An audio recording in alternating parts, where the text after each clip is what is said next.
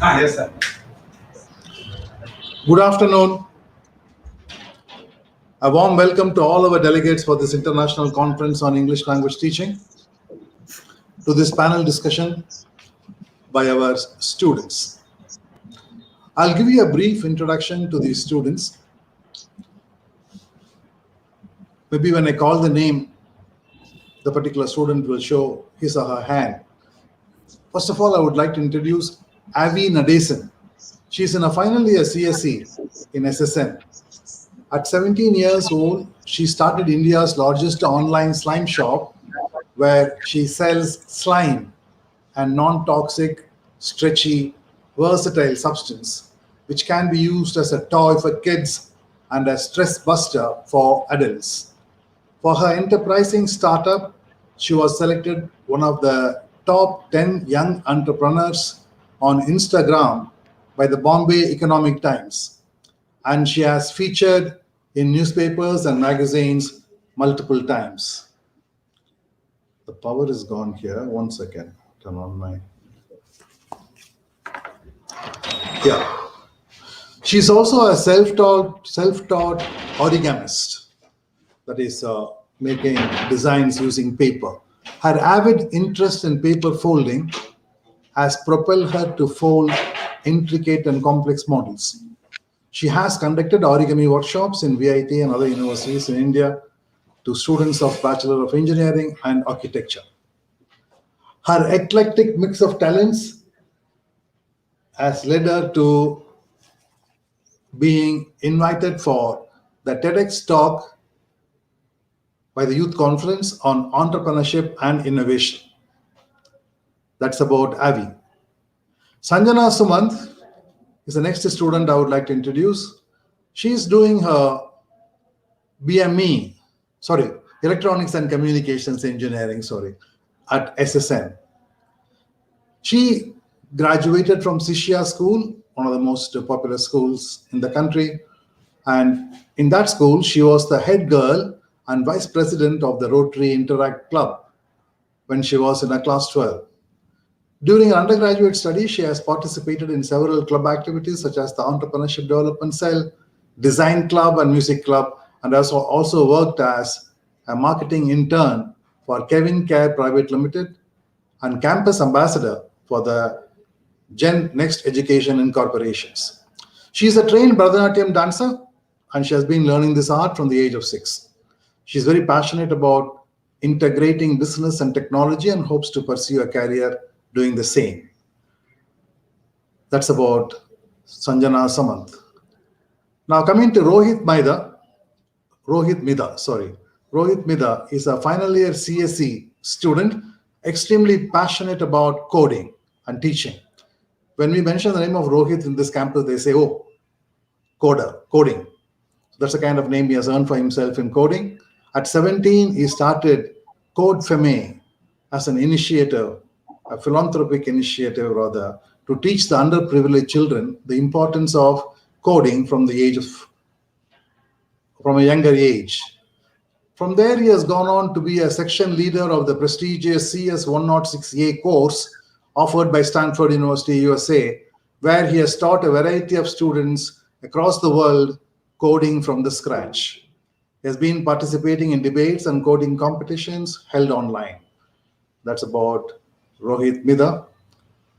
And he also says that he's free to strike up a conversation on TV shows, football, and artificial intelligence. You might like to interact with him sometime. We'll share with you his contact details. We have Mayura Balagurunathan, a final year student of biomedical engineering, well known for her dancing Bharatanatyam in India and also outside India. She's received training in Bharatanatyam under the tutelage of Acharya Kala Vipanchi Sri V. Balagurunathan, and she has performed in a number of festivals. To cite a few, the Mylapore Dance Festival, Karur Natyanjali, Brahan Natyanjali, Dakshina Kala Sangama, Vidyal Arts and Cultural Academy, Mudra Dance Festival, Mylapore Festival 2014, Kala Pardarshini, All India Sai Samaj, Natya Rangam, and several others. I can go on listing, but the essence is she's a great Bharatanatyam dancer, and she's got a dance school of her own where she teaches Bharatanatyam to young people, and it's very important to have people like her to hold up the Indian tradition and art. Uh, she started her training in Bharatanatyam at the age of 5 as a student of Krishnanjali, an academy for the past 18 years. She had the privilege of performing in various programs of her institute, and she has been conferred with the title Tarani Kala Vipanchi from the Vipanchi Arts Festival 2016. Now, that's about Mayura Balagurunathan. Now, one second. I'll introduce you to Kartic, who's doing his mechanical engineering from SSN. He loves interacting and networking with people, a social people's person. Very easy to strike up a conversation with him on multitude of subjects that he loves, which include, but not limited to, football, entrepreneurship, mentalist, and motorcycles. I'm sure if any of you are interested in interacting with Kartik, we'll share his details also with you. I think that comes to an end of introducing the participants in today's panel discussion. As you all know, the discussion is on online teaching, the problems and solution from the student's point of view. Now the floor is open for the discussion. Thank you.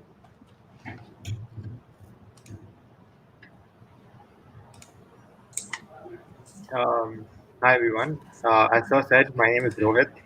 I'm a fourth year CSC student, and as you all know, over the past uh, 7 months, we've been having an ongoing pandemic which has forced all Hello. of us to shift to an online mode.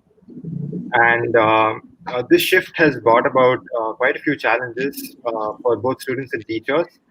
And we're here we as students are here to present our viewpoints on some of the challenges and to maybe give some suggestions and solutions on the same. I was actually one of the few fortunate ones who had the infrastructure to actually attend online classes.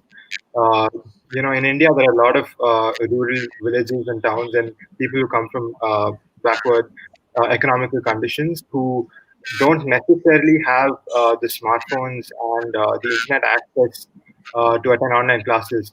And this is something that genuinely needs to be tackled.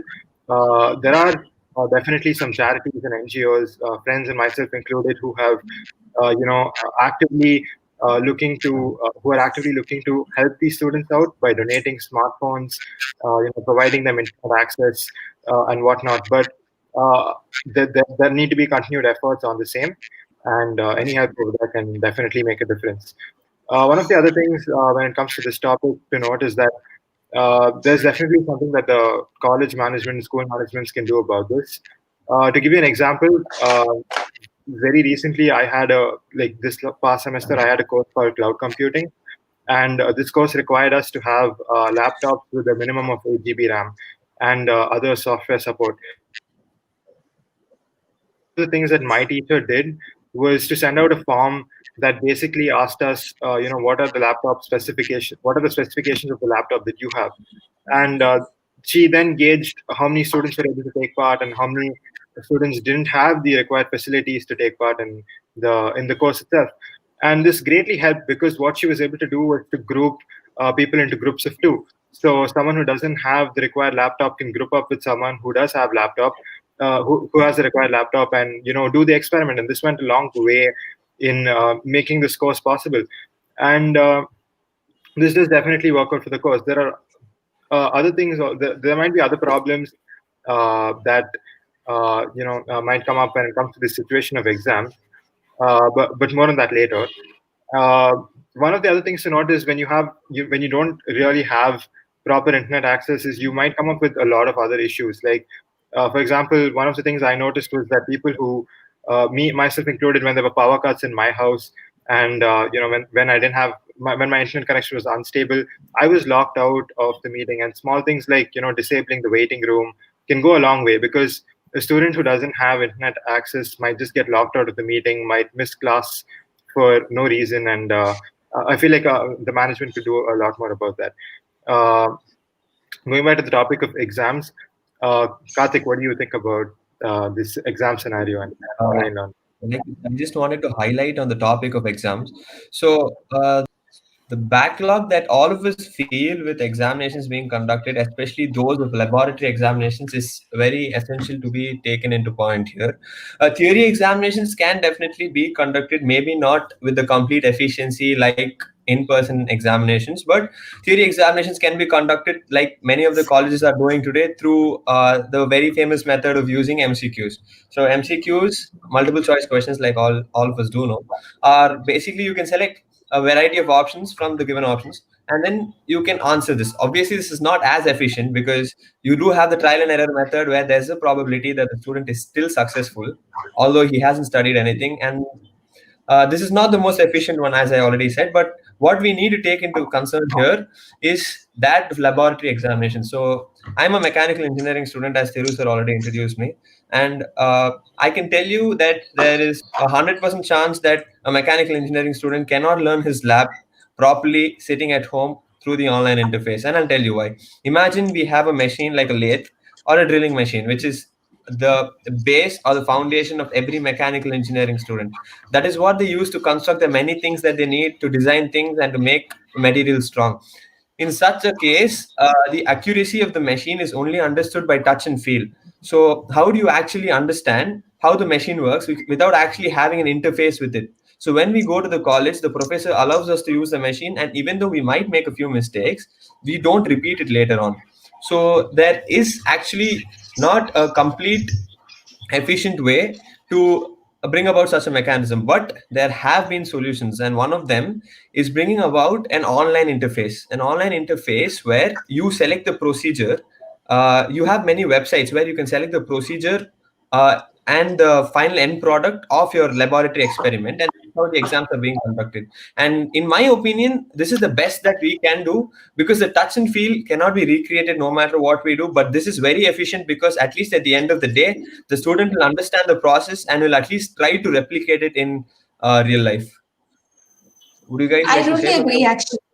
I totally agree. I'm Avi, and I too am in CSE, as Rohit was mentioning.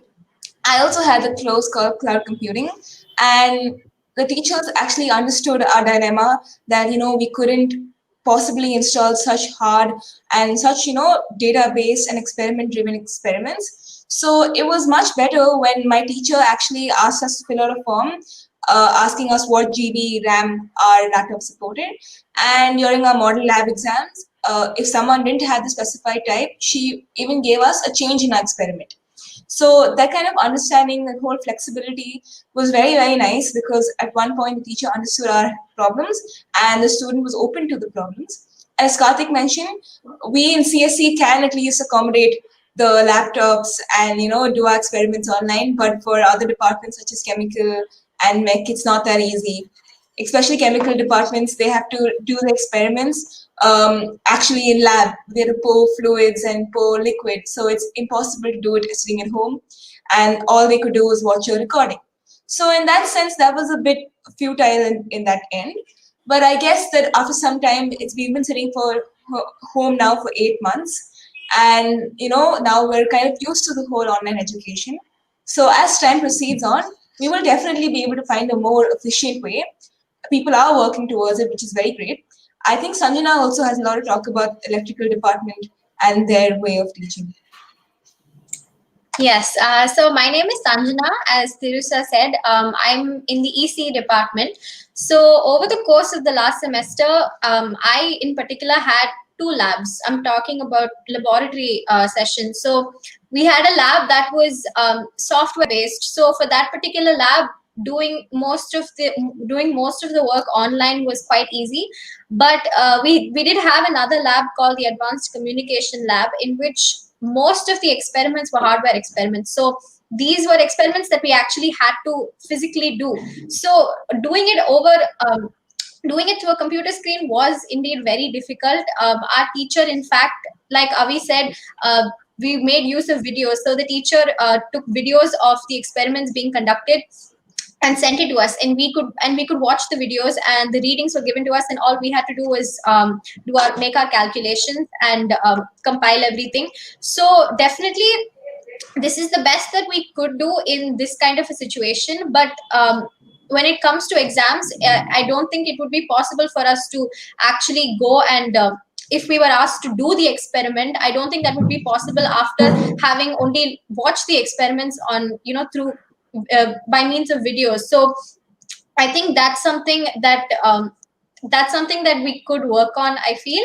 And even with respect to the theoretical part of the subject, I think the curriculum as such could be modified a bit to be more suited towards online learning. Mayura, do you have anything to add to that? Yeah. Actually, when I was listening to all of you talk about how it's really hard to adjust to the whole virtual learning, and that too when you take into consideration about your laboratories, I feel like the syllabus was somewhat not very welcoming for all of us, because we're all studying under Anna University, and the syllabus offers you 3 credit and 4 credit subjects that you have to learn within 45 periods. That's what we all know. And we, unfortunately, due to this pandemic, we took a lot of time in trying to adjust to the whole situation of lockdown, that we forgot to take note of the syllabus that we were going to go through, which we had to complete in 2 months. So we had to complete 5 different subjects, which had 5 units each within 45 periods. And I guess that was like 5 hours a day and 6 days a week. So I was very exhausted at the beginning. The first thing I heard about my syllabus, I was very, very overwhelmed, because I wasn't sure how they were willing to, or I don't know how they thought that we would be able to learn all of it virtually. Just bringing it to just bringing all of this into the same place. I also thought about how, we're all used to self-studying. We do it almost 50-50 way, where 50 we learn from our classes and 50 we self-study so that we understand. But with the whole virtual environment, it felt like we were doing self-study 90% of the time, which was really, really hard. And that too, moving on to our higher education and, the final semesters, the pressure is even more. And I really felt that staying online for 5 hours per day, trying to learn and grasp every knowledge, I was very demotivated, very discouraged. I did not have the drive to sit for so long and learn in such an environment, like at my home. Yes, I know we're all at our leisure. We're all at a place we all know very well. We're very familiar with the space, but still, I felt like this was not the space that we could work with when it came to education point of view. And if I may put in here, our projects, and I faced that difficulty. Like you said, how electronics involved a lot of hardware, and you had a lot of software issues. When most of our biomedical students wanted to do hardware related projects for our final years, but we couldn't, because the projects were all hardware based and we do not have the equipments. Most of our equipments are biomedical equipments, the ones in hospitals and the one in our labs, university labs. We were not given access to them. We did not get the access to our EEG machines, to our pacemakers. We didn't know how to carry on. And most of us had to shift our entire topic and we had to adapt to the whole software-based project idea. And it was really hard. I mean, I should say. But you know what? I guess our colleges and the universities did take into consideration, and they did do a lot of changes. I think the whole relaxation they made with a timetable where they cut off Saturdays and they said you can have Saturdays to yourself. And they said you can convert them to self-study sessions, and we will just continue with 5 hours and with 5 days per week. It was still very hard. I really did wish for something more flexible. And I really hoped that the syllabus wouldn't be too overwhelming. You guys have any thoughts on that? I actually want to add to that. I just want to say that very true what you said. It was a little exhausting on your part. And at the same time, since exams haven't been announced for an university colleges under them, it's pretty scary because the uncertainty is very, very daunting. Like, how do we know when the exams are going to happen? So that is pretty scary. At the same time, some colleges also, I felt that students were very disgruntled because some colleges would have fixed timing, and then from 8 o'clock to 8 o'clock to 3 o'clock in the afternoon they would have their classes, and then some students were called up at 7 o'clock, and they didn't like that. They didn't like that after classes got over, they were still being communicated by college, because they are after all in a professional environment working at home. So they were really upset. The teachers found out that that the students are not doing anything else. Of course, the students are occupied in other stuff like competitive exams, internships, etc. So it's not that they're always free. So maybe the flexibility of timings should have been adapted to better. At the same time, I also want to give a different point of view. Students aren't also very accommodating. The lockdown has been hard on everybody. It's taken a toll on mental health, family. You don't know who's suffering from what. So the students also aren't very accommodating of their professors, and it often leads to bullying of professors online, and taking bad words and saying a lot of nasty things to the teachers while they teach. Now, social media also has made it very cool and made it very like fashionable to insult your teachers in online classes. I think a while back I saw a video which was circulating about some teacher who was taking attendance, and two students were just bullying her completely. Now, and of course, they had their video and audio off, so they would never be caught. Now, it just seems a bit really upsetting because, teachers are trying their best. And I don't know how long this is going to last, but these teachers haven't had the luxury to study online tools as fast as we did. They had to change their offline mode of classes to online immediately. So they had to go through Zoom. And I'm sure none of us even knew what Zoom was before 2020.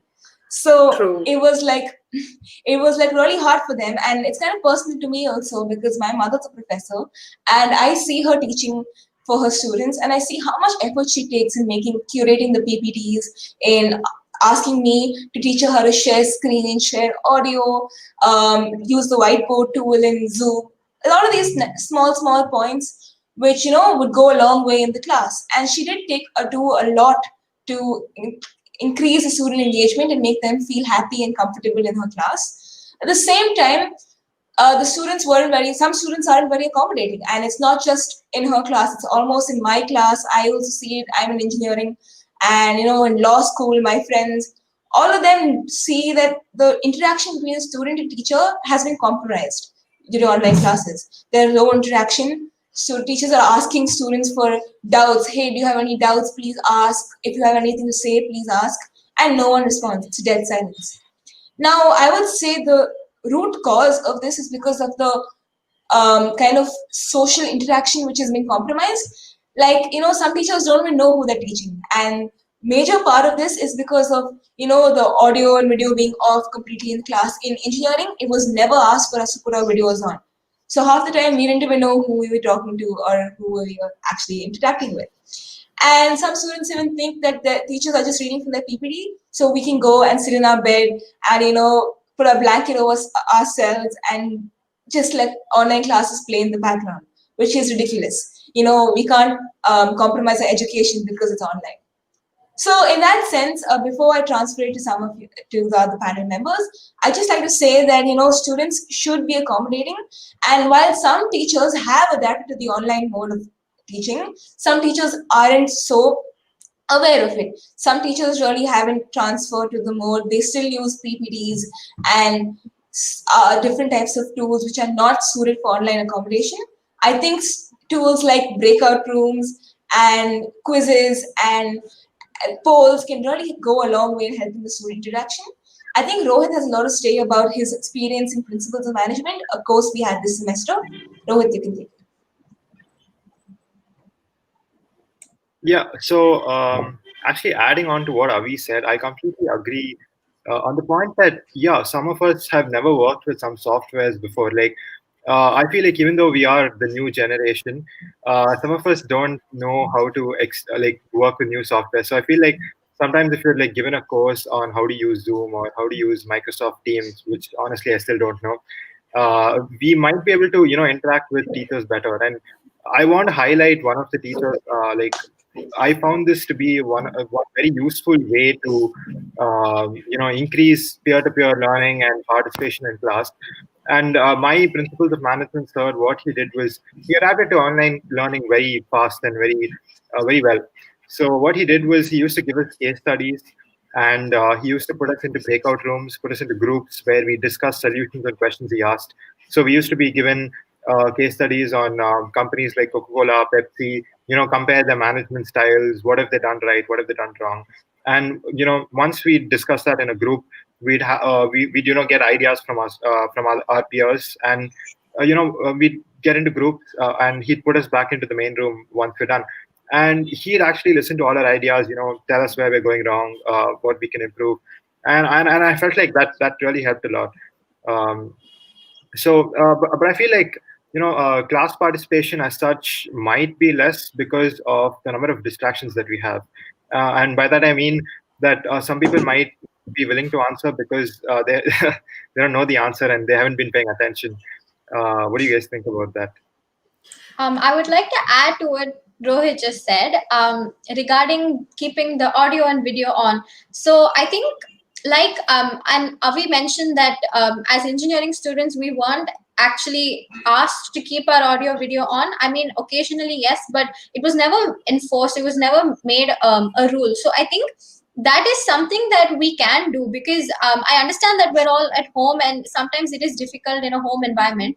But I think if possible, students should keep their audio and video on, because firstly I think that that sort of improves the student teacher engagement, and also the because when you keep your video on, I mean, it's possible that the teacher may, the semester, the whole semester could get over and the teacher wouldn't know how the student even looks, because the entire semester the students have preferred to keep their video off. And even if a few students for whom it's possible, like a few students are able to keep it on, I think that would go a long way in motivating not only the other students but also the teacher, and encourage them to teach as well.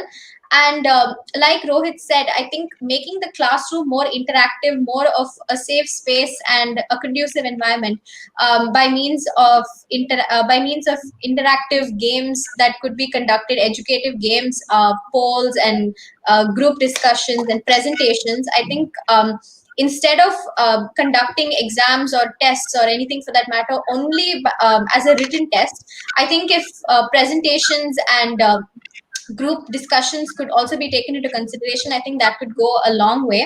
And also class participation, I think class participation could also be used, could also be graded, and that could be used as an incentive to get students to be more active in the class. Kartik, do you have anything to add to that? Yeah. To talk about that, most importantly, the point, I think, more than the point, what all of us are talking about here is, let's say, like a cycle. All of this is just a cycle. All of what all the panelists talk about is just a cycle. And the root and exit of that cycle is the same point, which is distractions. So if a teacher or a professor has to get the student into the cycle to make him interested in that particular subject, to get him motivated to come and attend class, to get him to do all the assignments, the route to that cycle and the entry point to that cycle is getting him out of all the distractions which are available right now in a home environment. And the exit point of the same cycle is also distractions. The reason a student doesn't want to attend class is because of the multitude of distractions that he has around him in the surroundings. So let's just take an example where all the audience or all of us are in a workspace. Okay, you're in your office or in your school and you're doing your work. And what happens is you have a colleague who comes every half hour, every 15 minutes, talks to you about the office gossip, asks you for a cup of tea or a cup of coffee, says, let's take a walk around the office, let's take a walk outside of the balcony, get some fresh air, take a smoke. All of this is healthy, but not excessively. Imagine 5 to 10 such colleagues in your house. That's what happens in a home environment. That's the major problem that's happening right now. What happens is you don't have a dedicated workspace. For example, right now I'm sitting in my bedroom And once I finish this conference, I don't know what I'd be doing. If I'd be studying, if I'd be on my mobile phone, or if I'd be sleeping back in my bed right here. So that is the major issue, and that's the root cause of all the problems that we're talking about. And what is the solution? A very, very simple solution. Allocate a workspace for yourself. Allocate a workspace where if you go in there, you get your head into the environment and all you do is work. Keep away your mobile phone, have your laptop, have your book, have your textbook, have your notebook, take notes, study, have a dedicated time. And that's what, in my opinion, is a solution. Would any of I you would like just to add? like to add, I would just like to add a small point. But Yeah. in both relation what Sanjana and Kartik said, I feel like putting a video on is very important, but at the same time, there are places where video is enforced. And even after that, since we're teaching young adults in university levels, it's really hard to get them to switch their videos on for a long process of time. In fact, after 2-3 minutes, if everybody switches their video on, after 1 minute, one person switches it off, then everybody will switch it off. So in that sense, it's very hard to get the whole audio, video, and make them all concentrate. So I think the solution for this is identified at the root level, like Kartik said. If we can have a one-on-one interaction with the students and the teachers, let the class teacher get to know you, understand who you are. Maybe just once in the evening, they can just contact you and say, I know you're a student in my class. How are you? And it doesn't have to be a very deep session. It can just be an icebreaker session. So they would understand themselves and get to know who they are, so that when they come to class, they won't feel so intimidated about switching their videos on, and it creates more of a safe environment. I think the root level is the communication which is lacking amongst many teachers, and I think I can say this easily for SSN because we're engineering colleges which have 60 people, so it's hard there. But for colleges which are smaller, I think it's much more conducive and easier. But when we have it in a larger session, we have to have more icebreaker sessions to get the students to understand. And like True, I mean, Sanjana also said, I if I just may wanted just, to, sure, go ahead, continue. go ahead. Okay, Okay. I just want to say that the age problem also is one big factor. And if younger students are able to, I met a 12-year-old boy outside my building, and he was telling me that I'm so excited, Abhi, to put my videos on because I want to see my friends. So I think it's age-wise also it's a big factor. And yeah, whoever wants to take the floor can go ahead.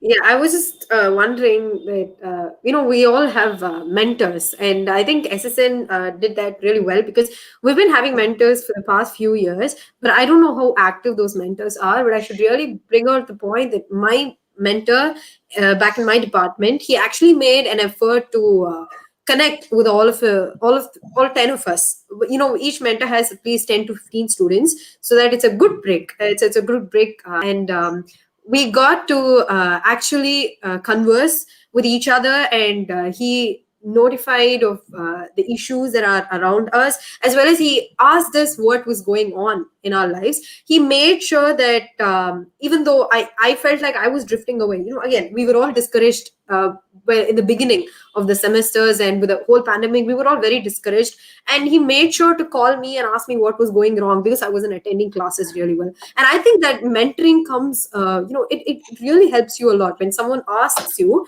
your peer, when they come to you and they ask you what's going on. So, I think that makes a lot of difference. And I really hope that every panelist here and everyone who's listening to us right now will please to take note of that. And if you have a mentor, or if you know of mentors to you, if you know of teachers who do all of that, please do let them know that a lot of students can definitely use their help. They can. Also, please do make sure that the mentors are also psychologists and not just department teachers, because I think it'll go a long way. All of us go through a lot of mental health problems in this past year, and so many people have been going through COVID. I mean, COVID is such a hard thing to, break from, because also you can't go advertising the fact that you have COVID. It's something you can't tell anyone, and keep it to yourself, and it's not a great feeling. And no matter how safe you are, you might just get it. So the problem is, some college students have it, some of the parents have it, and they're just not mentally in the mood to be in class. So definitely, if the mentors are there in colleges, please make sure that they're actual psychologists who can diagnose mental health problems, and not just our department teachers, because then it's redundant. And I think Sanjana and Rohit had something to say about this, so I'll let you. Yeah, before they go on, I'm sorry to interrupt you guys. Going on the floor, I think what Avi said here is really apt. And as a solution to the problem, this is just a really innovative solution and it's really far fetched. But if you have just one psychologist per institution or per organization per college, you can just have maybe an online session, maybe 3 to 4 sessions for all the teachers there. They don't need to be professional psychologists, because for most of us, our teachers are the ones who guide us. To be very honest, we don't really need teachers to take a psychology course. All we need them to take is probably 3 to 4 sessions on how to become professional psychologists, to understand how people actually think, and that will be really good. Maybe if you have one mentor in college teaching all the other teachers themselves how to mentor students, that will be really good. You guys like to Yeah, comment on that? definitely. Definitely. I want to agree with that. I just want to say one small thing. I totally agree with that. That's not what I meant. But I'm saying that but they should also have some basis to judge the students. They can't expect Yeah, a lot completely from agree. the students. That I think happens. last month, one college, I'm not sure which college, but they had exams for our students. And when the student asked them saying, we're not in the mental health space, the college retorted saying, if you concentrate on studies, you will be okay and your mental health problems will all be solved. Which is absolutely ridiculous. You can't expect a student to solve the problems of mental health via studying. So I really think that there should be some sort of training of the student's mind to know what to say. And that's how we can carry on education forward, because some teachers do not know what to say to their students. And I also say some students are completely berate the teachers. So there should be an understanding. Even psychologists should tell the students, Yeah, stop being so definitely. harsh on the teachers. Yes, yes, Teachers are exactly. trying their best. You can't bully them and stuff. So it works both ways. That's what I meant. So yeah, you Definitely. can take the floor now. And I just wanted to reply.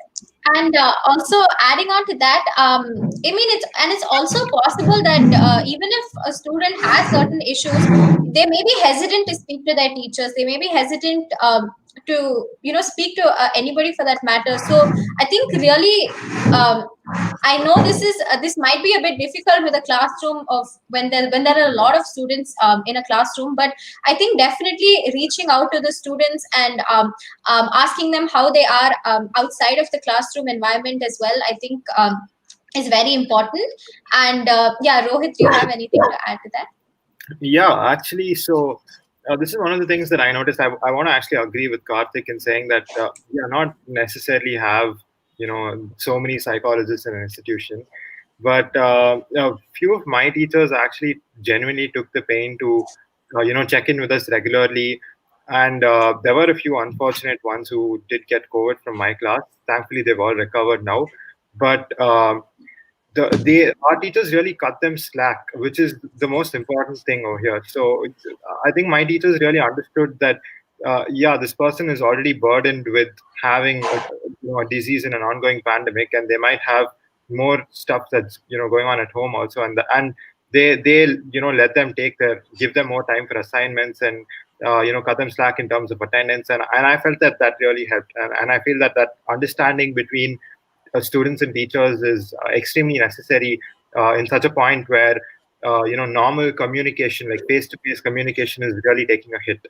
And I feel like that sort of communication that you build up with the teacher in this scenario is very important. And I agree with Avi in saying that yeah, there is a lot of uncertainty right now. Exams don't necessarily contribute to reducing our stress levels, but it is what it is. And when students need help, we can definitely reach out to like that. That's one thing that I want to commend SSN on, is that they have a student counselor who can really help us when we do need to reach out to them in True. terms of mental health issues.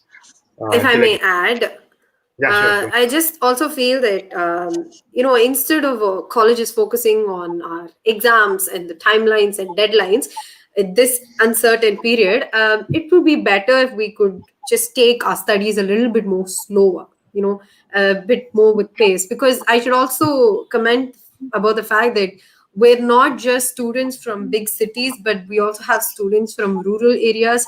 We have lateral entry students who come from different backgrounds, and trying to match the pace with all of them at such a rushed pace is it's very hard thing. And that's not going to bring great results. It's only going to bring a lot more anxiety and uncertainty to the situation. And I guess that it just doesn't work that way, and we should definitely do something about it. If do you have any ideas about how we could continue doing that, without creating more uncertainty? I personally feel that like you were saying before, that the syllabus that we have for normal college, that is like when we go in person to college, should not be what we follow in online learning as well. What I mean by that is that if the online curriculum was a little different and more focused towards an online education format, where you give grades towards class participation, like Sanjana and Avi mentioned, where you have peer-to-peer learning, that would really help in such a time. And like Karthik was also saying, people from mechanical, BME, chemical, we all have issues in actually doing lab experiments. So some sort of relaxation on those experiments, not necessarily like completely, but push it to the next semester, or just changing the syllabus to adapt to this online environment. I know that this has been like forced upon us, and we've been pushed into the ocean and just told to swim. But I feel like a little understanding in terms of the syllabus would really go a long way in getting students to participate and actually understand what's going on. What do you guys think about that? Yeah, adding to what you just said, definitely, I think, we for our offline class, we have like each subject, we have 5 chapters, and every semester we aim at finishing that syllabus before the exam start. And I don't think the same thing can be applied in an online format as well. And I understand that even for the teachers, it must have been difficult in terms of COVID just starting so abruptly, and everything was just like, there was a standstill, and we had to like adapt really quickly. So it might have been difficult, but and it might not have been possible to like make very drastic changes. But I think small modifications could have gone a long way, and not have the syllabus so focused on exams and finishing the syllabus on time. I don't think too much importance should be given to that. Definitely. Yeah. And I feel like we could have started off with a buffer period, like a buffer where we didn't have to start. So just suddenly just dive into the syllabus and dive into the semester. Instead of that, we could have had a little bit of buffer where we knew what we're going to get into and the kind of dedication that we should put into. And that kind of knowledge is much needed. It's like saying it's better to have Definitely. yes, it's like a caution, and it's better to be mentally prepared for that situation, Yeah. because God knows for how long we're going to stay in this pandemic. We don't know. We still don't know. People are saying we're yet to receive a second wave, and we don't want that, but we still don't know what's going to happen. So I guess that kind of preparation is something that we all need. And I stressing mean, more I on just wanted to add a point in what Mayura said. It's definitely very true. I mean, for our exams, I had mentioned earlier that it was like, getting delayed our exams, and we have no idea when it's going to be. And also the online assessment, which we had in the past 2 months, I wouldn't say it was the most effective, because I think to some level, a lot of our students, we didn't really study much, thinking, it's fine, it's online, there are modes to get help from others, and like not just don't do the work on ourselves, which was pretty upsetting, because it compromised our entire education experience, and the semester also was not. And you can't help it. I mean, the students are gonna long for their friends, and they're gonna miss out on a lot of things, and they just wouldn't take that much interest. So, yeah, as liberal arts colleges, they've taken steps to take assessment on through PowerPoint presentations and student interactions, and I really think they can go a long way in helping us, like Rohit mentioned. And Karthik, I think you wanted to add something. Yeah. So talking about what, like stressing on the point of examinations, I feel what you all said was very valid, and there is one solution for that, which I'm a user of Coursera. I'm pretty sure all of you have heard about Coursera. Coursera is an online course offering platform, and they have two advantages. One, first and foremost, they have this advantage called financial aid. First of all, the courses are all free for all of you to go watch. So if you want a certificate, you either have to pay, or they have something called financial aid. So the financial aid is where you give them a reason saying why you can't afford it. This is especially for rural students, and this solution is really good because if you do give them a valid reason, they give you the certificate for free. Second, and most importantly, what they have is something called peer graded assignments. I repeat, peer graded assignments. So what happens is, assume there are 10 people taking the course.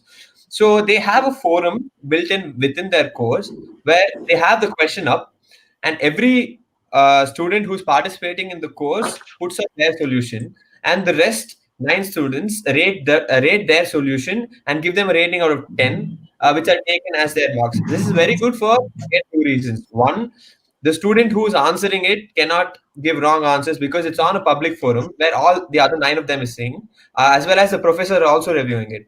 The second one, the other 9 students who are reviewing it can also troubleshoot and can also look for different answers in their solution.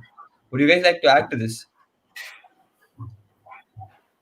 I feel Yes, like go on. what you mentioned about Coursera is really nice. And one more thing that we need to note here is that this also will help people who don't have access to internet. In that, when you come up with a situation where you have peer graded assignments, project based assignments, you are sort of reducing the dependence on just one exam, which is conducted at one written test, which is conducted at the end of the semester.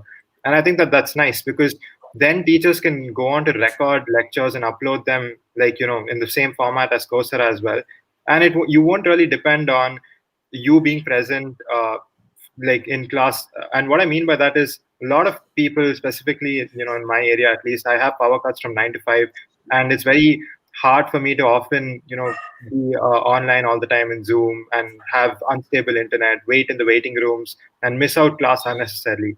When teachers would then go on to upload their videos, I would have the chance to at 5:30 or 6 or whenever my power comes back, I will still be able to view these videos, still take part in all the assignments that are being done. And that would be an amazing way to involve everyone who basically people who don't have access to the required facilities as well as people who do. And I think that that's a good way to go from here. Yeah, definitely. Definitely, I agree. And I also feel like we could learn through batches with flexible hours so that, we can also involve much better.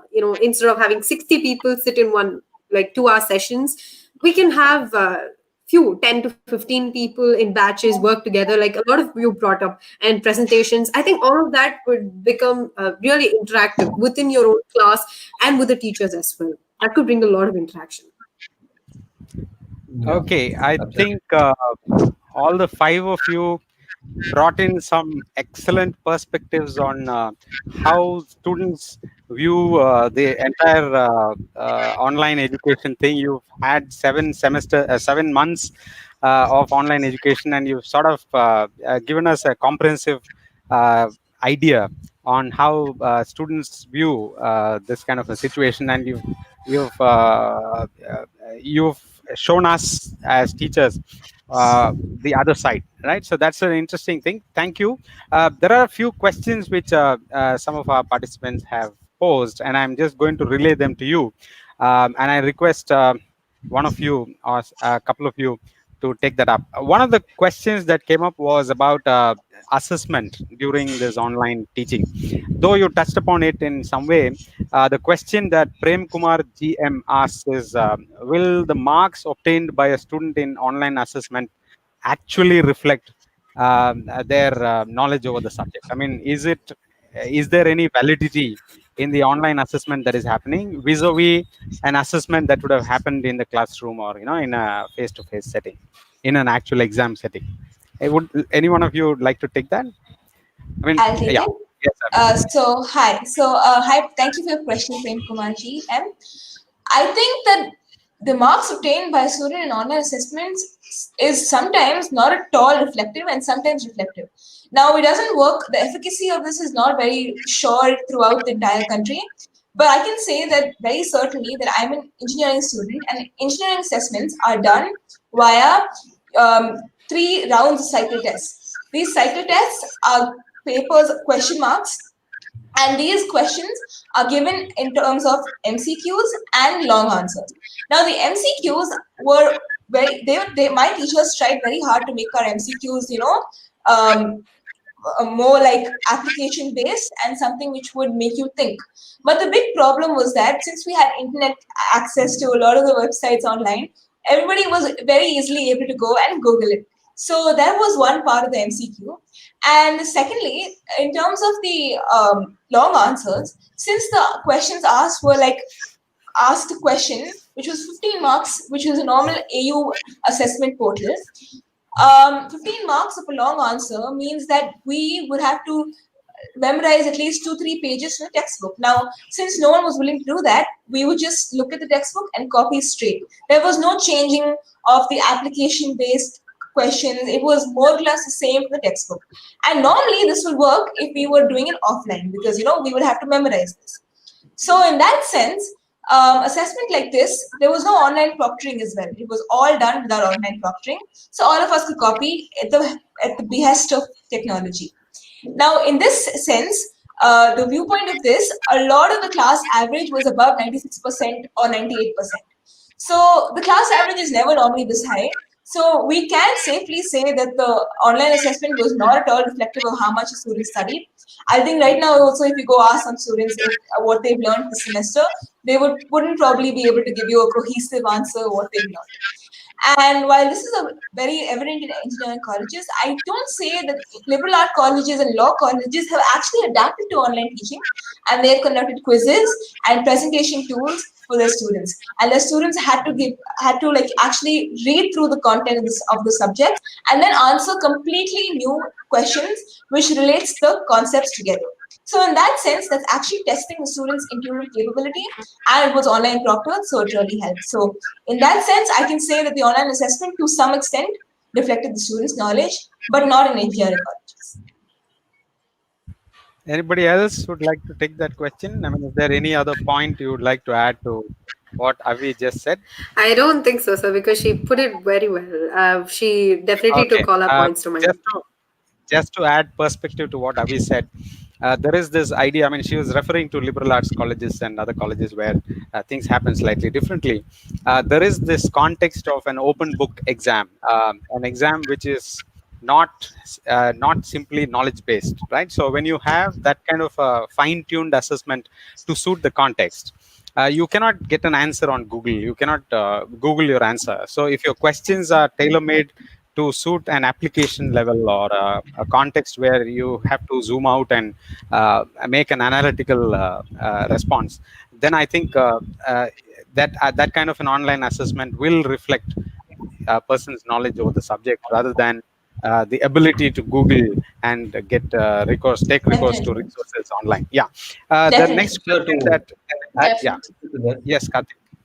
Before you go, even with open book tests, they're actually a very widely how do I say it, argumentative topic, because what happens is open book textbooks at the end of the day also have application based questions inside of them, and there is limited application for any topic, no matter it be A, B or C. Every topic has a limited amount of problems which can be posed. So what happens then is you have a kind of model problem, and all you have to do is change the values. Agreed that at least they do have to do the calculations there and apply the calculations there, but the model problem already exists. So like Avi said, I like to agree with Avi here that there are two kinds of examinations that can be looked at. One is the well proctored ones, and the other is the ones that are not proctored. Open book examinations, in my opinion, are very argumentative on how it's being conducted. Yeah, and sir, it also I'd like to add something. It also depends upon the subject, because there are certain subjects that are very factual. Like there is actually no scope for not that much scope for application and analysis. So I had a subject called hospital management. So that was entirely theoretical, and it was entirely just based on facts that we had to remember. So I don't. So it depends on the subject as well. So I think so we have to look into that when we're thinking about what kind of exam would be well suited for the students. Exactly. Yes, that's true. The next question that we'd like to discuss is about the kind of the questions surrounding how serious education itself is, or the transaction of knowledge itself is when it comes to an online mode, especially considering the fact that like Avi pointed out in one of the points that we made, the video is off, the person is muted, and the teacher does not know whether the student is even listening, and the student just gets into the class at his or her convenience. So the question that Devi Meenakshi Kabalishwaran asks is, how serious is online education? Is it study for pleasure, or can we actually call it serious education? Would somebody like to take that up? I think I will just try to answer that. Well, thank you for your question, Devi Meenakshi. I feel like online education is equivalent to your normal education. It's almost like learning part time, and it should be considered the same as your normal education. But it's just being taken to everyone's leisure because the environment they are in is not so apt when it considering your the original ways of taking your education, whereas you go to your classes and then you have your teachers come in and you're surrounded by people who are here to learn along with you, and in that kind of mindset where you have classes every hour, and compare it to the mindset you have here at your home. You're surrounded by a bed, you're surrounded by the kitchen, you have parents, you have siblings, you have everyone running around you. So that shouldn't cloud your judgment about if your online education is not serious or not. But yes, we have to consider that this online education is still, it's for us, it's for our own degree, and it's for our own sake, and that shouldn't change. We can do it more seriously, and we can do it in a more flexible, maybe that's the word I should use, in a flexible way, not just comfort. Anyone wants to add to that? Yes, actually, I have something to add. So I think definitely, like you said, online education is serious education for the students, for the teachers, for everybody, for that matter. And but I think definitely considering the environment, things need to be done a little bit differently. And with respect to the assessment and the way the classes are conducted, and making it more interactive and not just the teacher speaking and the student listening, because maybe in an offline setting that obviously works, but now but also new to this. So I think definitely it's serious education, but it must be done differently. So just because it's different doesn't mean it's not serious. So yeah. Definitely. Well put. Well put. Yes, Karthik, you want to say something? Or? Yeah, I think that's the question. So I thought I'd just conclude because we haven't had a valid conclusion. First of all, thank you for the two questions. They're wonderful questions. So to conclude, I'd honestly like to say that online education is definitely a problem, but what we are trying to create here is a problem which is more than the problem that actually exists. So online education is definitely comparable to education in person, if not equal to it. And I feel that all the panelists, all five of us, have pitched really important problems here, and the solutions which I've put forward, including the root causes, were also very essential.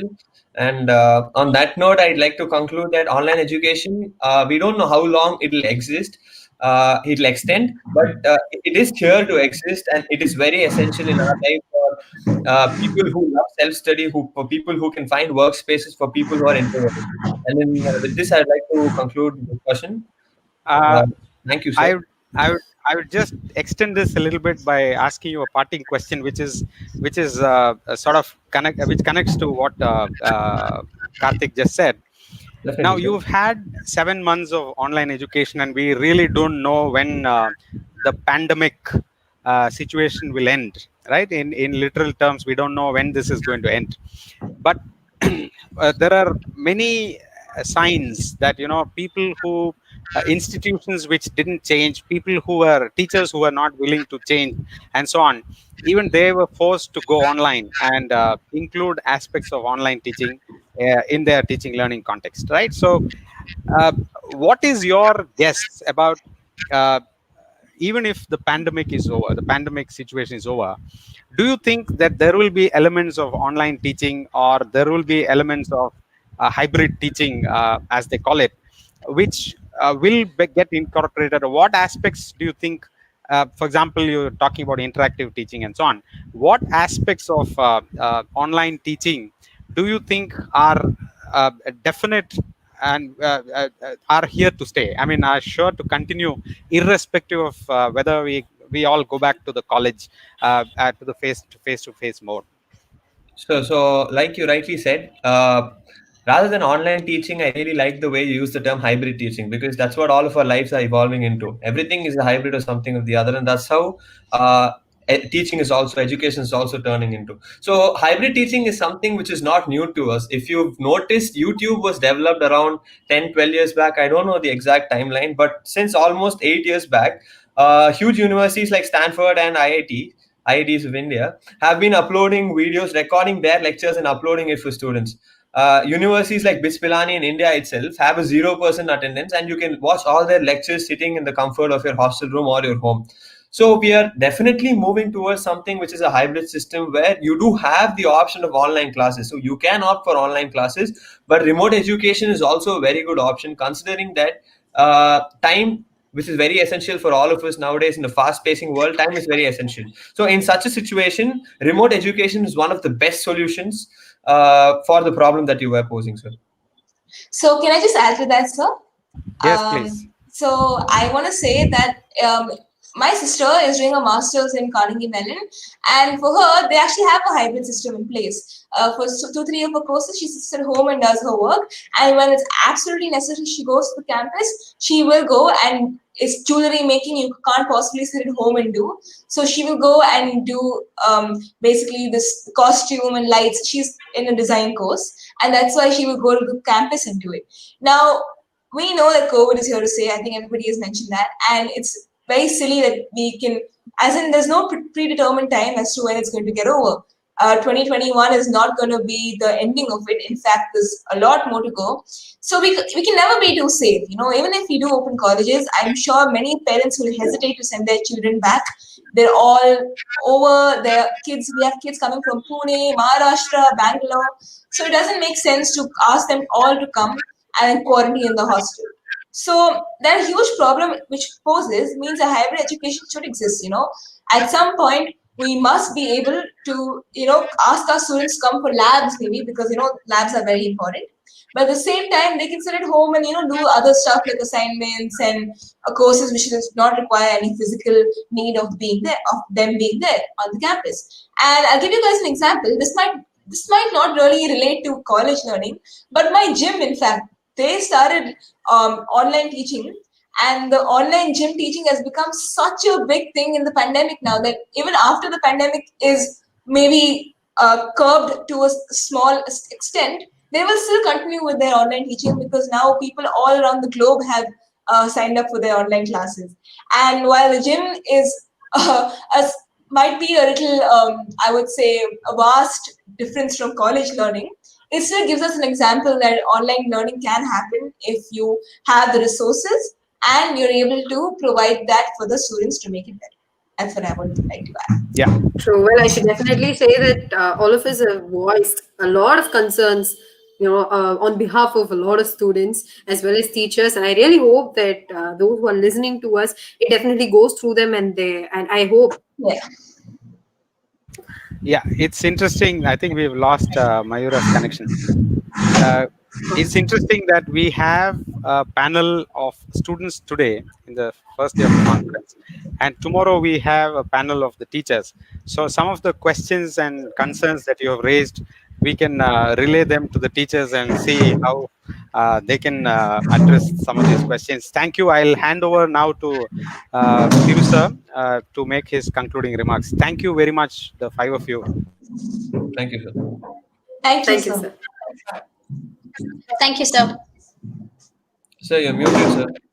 We can't hear you. You're muted. Yes.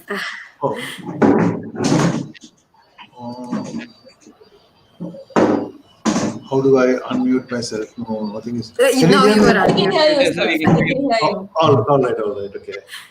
I just started saying that it was such a great treat, a pleasure listening to you, young minds, on this most topical topic, online education. I'm sure all the points you raised were excellent feedbacks to us, the academicians, to implement some of your suggestions in our own teaching methods. We also have suggestions not only for the academicians but also to the government and other bodies to take into consideration several factors, and also to the students in general. Students also have to have an orientation as to how to take these online classes. If they think that they are not being watched and they take it very casual, and then they are lying on the bed and then they're going to be listening to teachers, That casual attitude will not stop with just the online classes. That will become their attitude for their life, which will be, I'm sure you all agree with me, extremely self-detrimental. So I think you have Definitely. had, you have had lots of very useful inputs, and you're taking it. I can understand taking it really very seriously, more seriously than the CAT examinations. And then you become really extremely presentable, and you've taken much of your time off during this season when you perhaps are also compelled by lots of other academic pressures. Thank you all very much. See, what you will have now will be this YouTube video will be available to us even after this program is over, and I will recommend to the administration to host this video on the SSN Facebook page. So it will stay there. So there will be people to view your deliberations even afterwards. Thank you so much. Thank you very much. Thank you for having us, sir. Thank you for Thank you, having us. sir. Thank Thank you you. so much. Thank you, sir. All the best. We really enjoyed it.